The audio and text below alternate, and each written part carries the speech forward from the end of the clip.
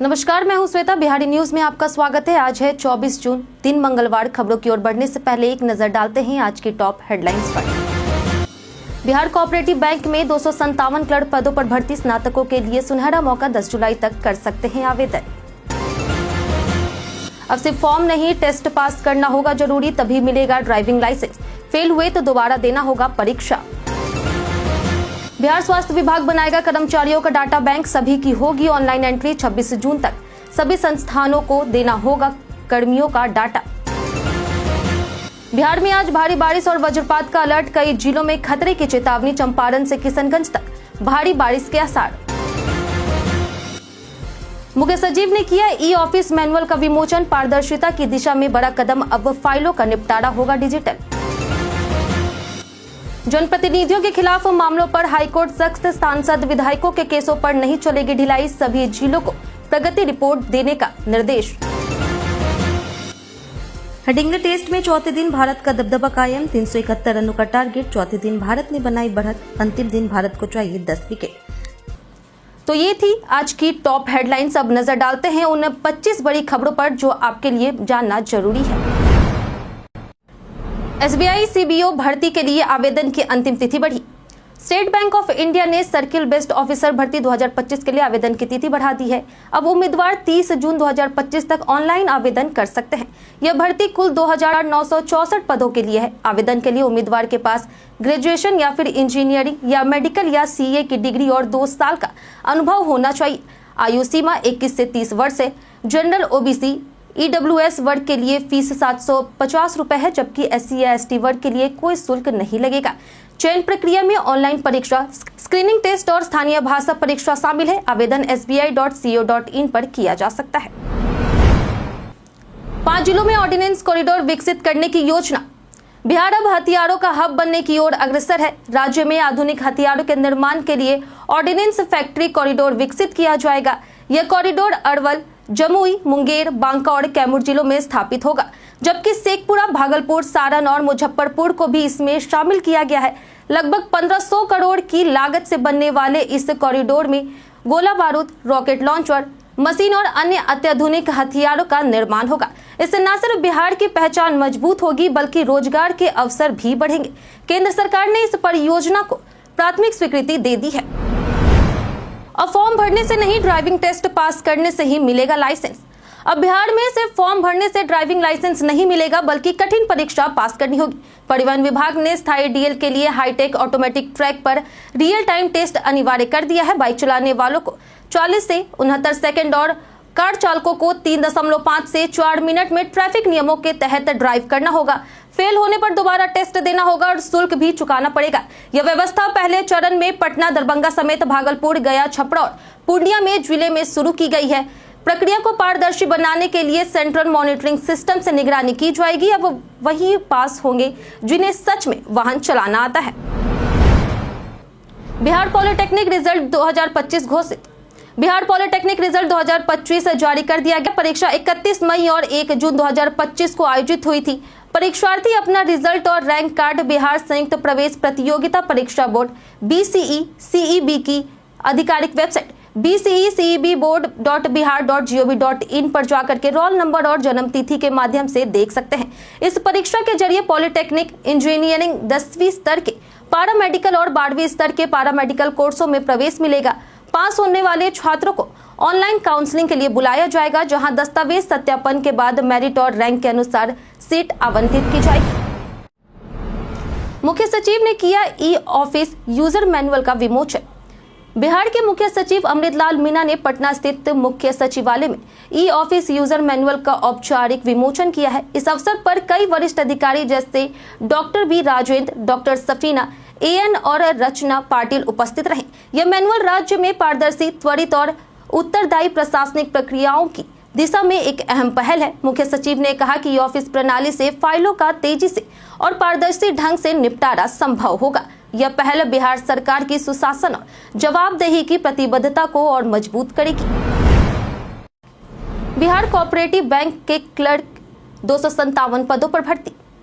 बिहार में सरकारी बैंक नौकरी की तैयारी कर रही स्नातक उत्तीर्ण अभ्यर्थियों के लिए सुनहरा मौका है। बिहार स्टेट कोऑपरेटिव बैंक ने 2025 में customer service executive assistant clerk के 257 पदों पर भर्ती निकाली है। आवेदन प्रक्रिया 21 जून से शुरू हो चुकी है और अंतिम तिथि 10 जुलाई 2025 है।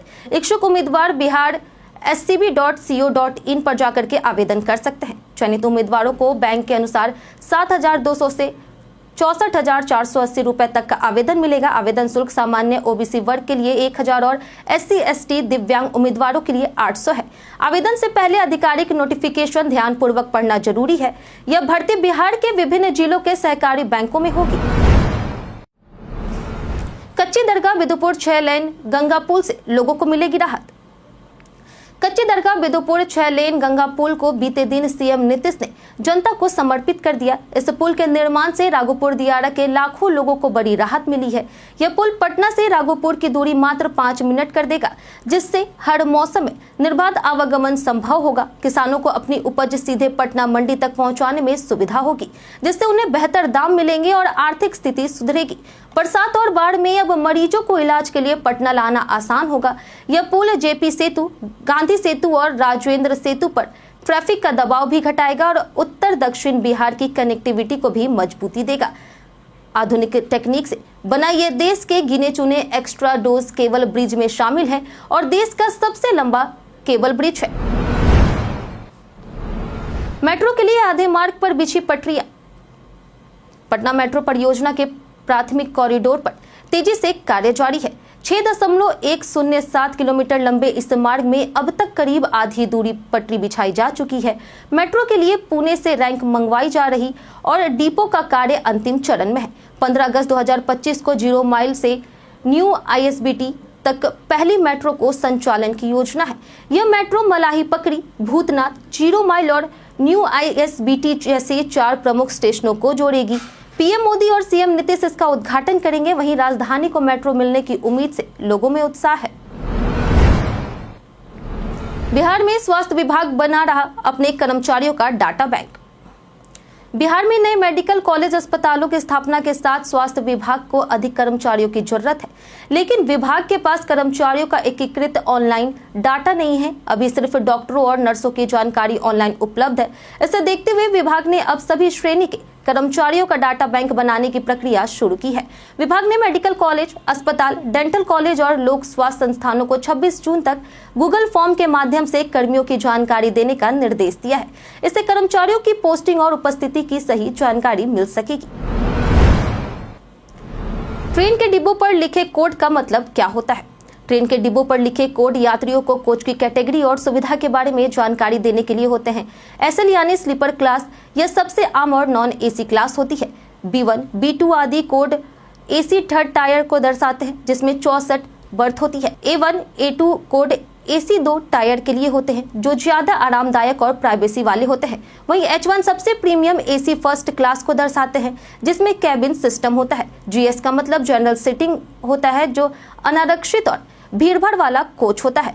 SLR कोच ट्रेन के दोनों सिरों पर होता है, जिसमें सामान रखने की जगह और गार्ड या दिव्यांग यात्रियों की सीट होती है। शिक्षकों की चुनाव ड्यूटी से पहले छात्रों की पढ़ाई होगी पूरी।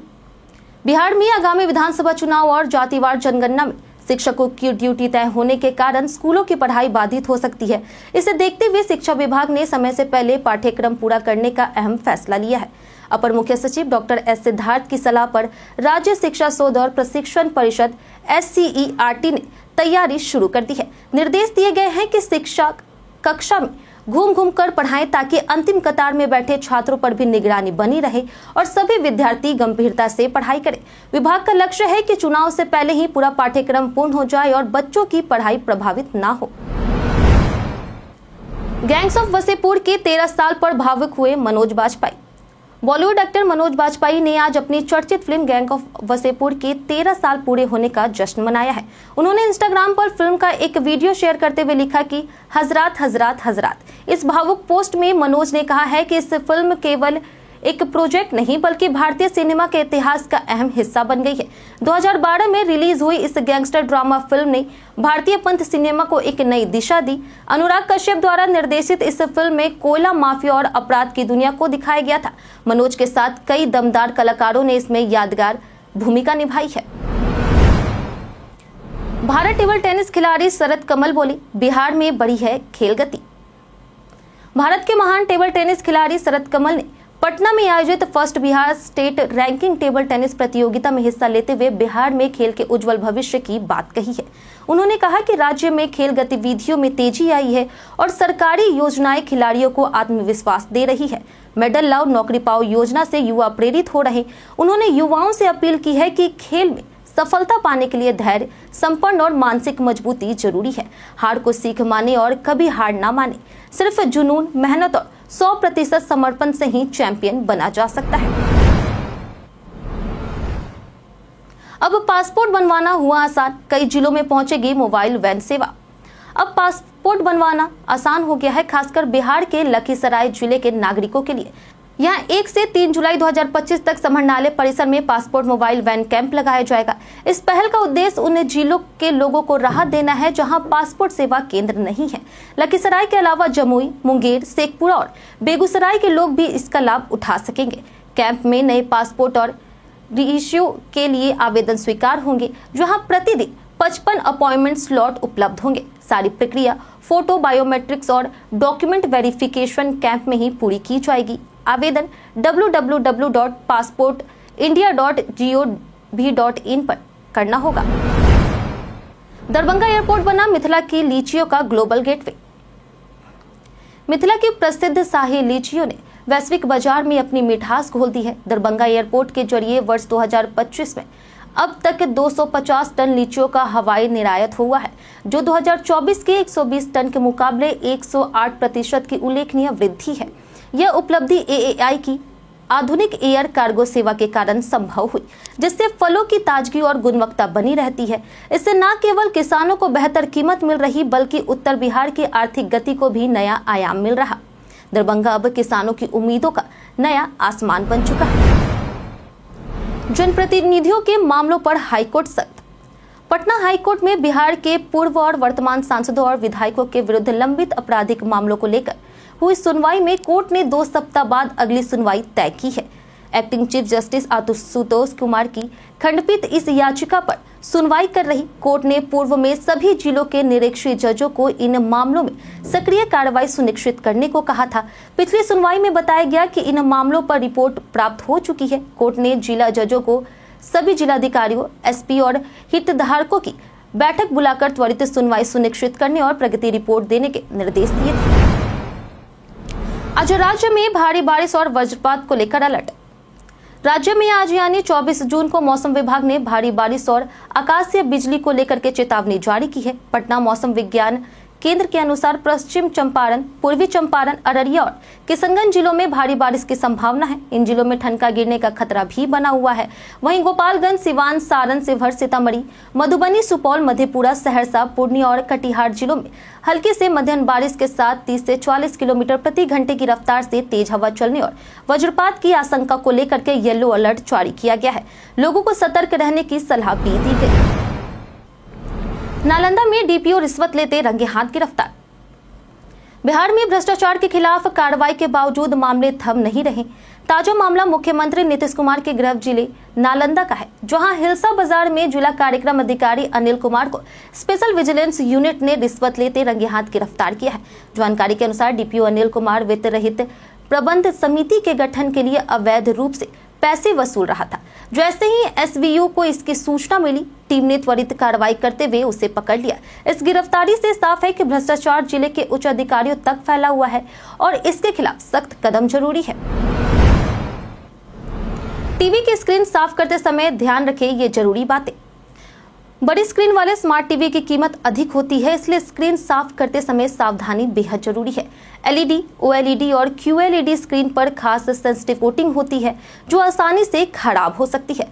पेपर टॉवल या फिर टिश्यू या ग्लास क्लीनर का उपयोग ना करें, क्योंकि ये खरोंच और कोटिंग को नुकसान पहुंचा सकते हैं। स्क्रीन पर सीधे स्प्रे करने से भी पानी अंदर जा सकता है, जिससे पिक्सल और इंटरनल पार्ट्स खराब हो सकते हैं। रबिंग अल्कोहल या फिर अल्कोहल युक्त क्लीनर का इस्तेमाल भी स्क्रीनिंग को नुकसान पहुंचाता है।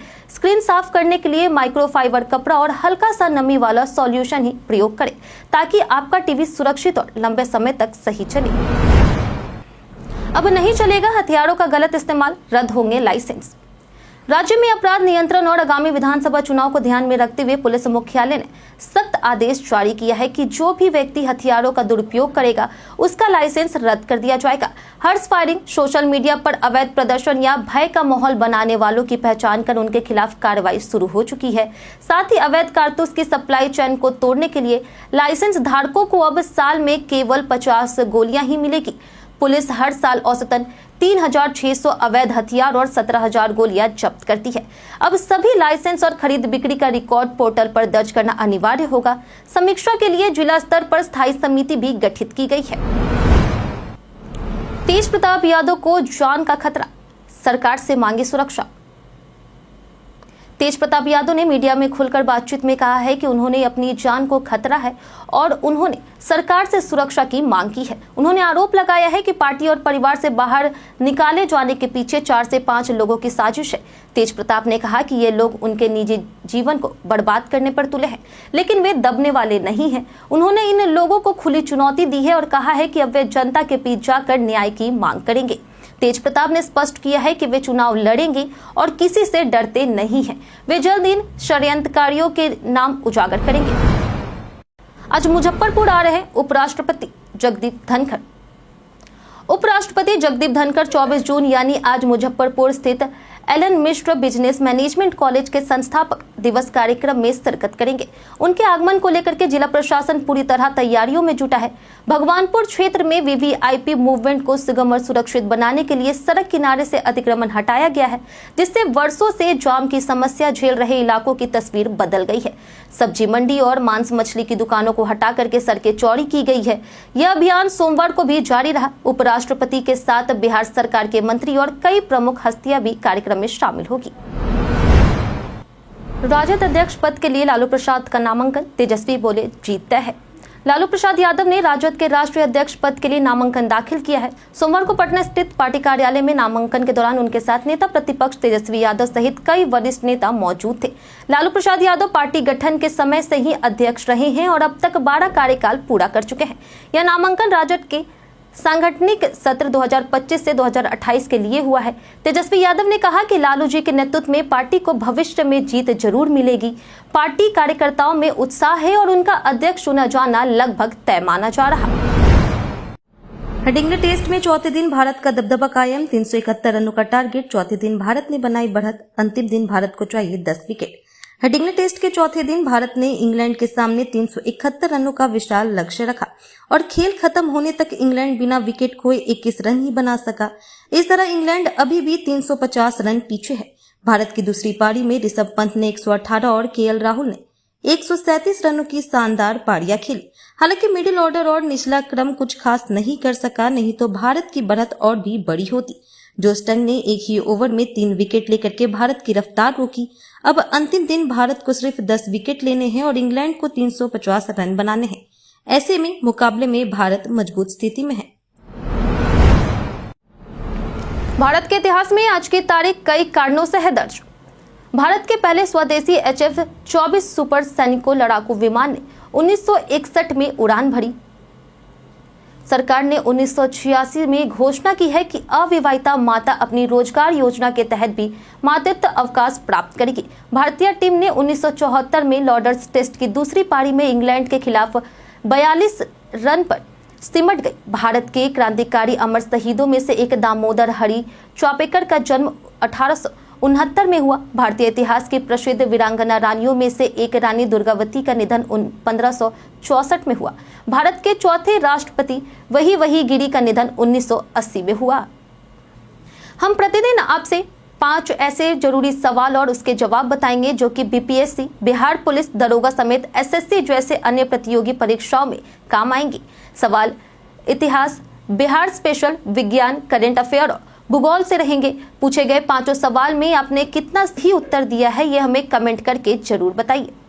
पहला सवाल है, कटकरी जनजाति मुख्य रूप से किन राज्यों में पाई जाती है? ऑप्शन ए राजस्थान और हरियाणा, ऑप्शन बी झारखंड और उड़ीसा, ऑप्शन सी उत्तर प्रदेश और मध्य प्रदेश, ऑप्शन डी महाराष्ट्र और गुजरात। सही उत्तर है ऑप्शन डी महाराष्ट्र और गुजरात। दूसरा सवाल है, विश्व पोलियो दिवस हर साल किस दिन मनाया जाता है? ऑप्शन ए है अक्टूबर 23, ऑप्शन बी अक्टूबर 24, ऑप्शन सी अक्टूबर 25, ऑप्शन डी अक्टूबर 26। सही उत्तर है ऑप्शन बी अक्टूबर 24। स्कर्वी रोग का मुख्य कारण क्या है जो हाल ही में खबरों में देखा गया था?